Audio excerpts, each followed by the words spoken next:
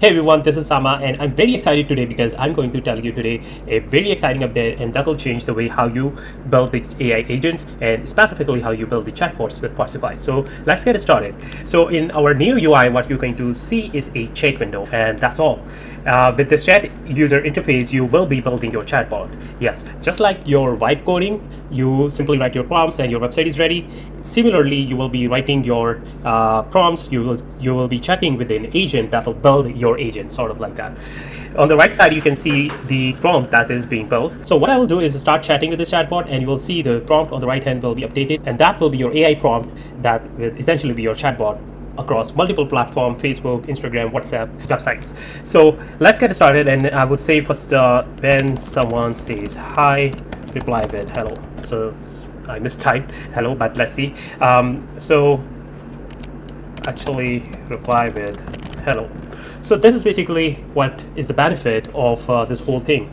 You are just chatting with an agent, and that's basically making updates to your chatbots or the prompt, and you don't have to understand how to build the complex flows, drag and drop, don't fill out multiple forms, multiple values. All you need to do is just chat with this AI. So let's keep it going, and I will type add two options for user to choose: main menu or contact agent. Okay, so now I want to give two options to my user. So you can see on the right hand, it's building your prompt, button, main menu, contact agent. The main menu consists of maybe something like let's think of a scenario like search property,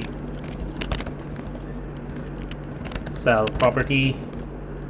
So we are building in real estate chatbot, let's say, and you can see that if the user selects main menu, bot replies with quick replies, search property, sell property. Now let's do something even more interesting, like if someone is searching for property, ask them the area, postal code, and their budget to search the property.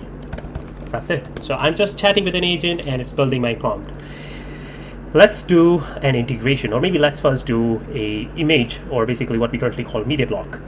So what I will do is I'll update a picture, maybe file. Let's do a picture. When someone says sell property, show them this requirement picture. So we will show them the requirement document of like listing the property with our platform, let's say.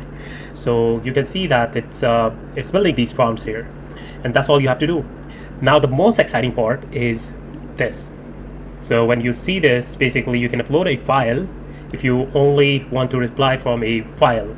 So let's say you want your agent to reply from a complex set of requirements, let's say your company policies, for example.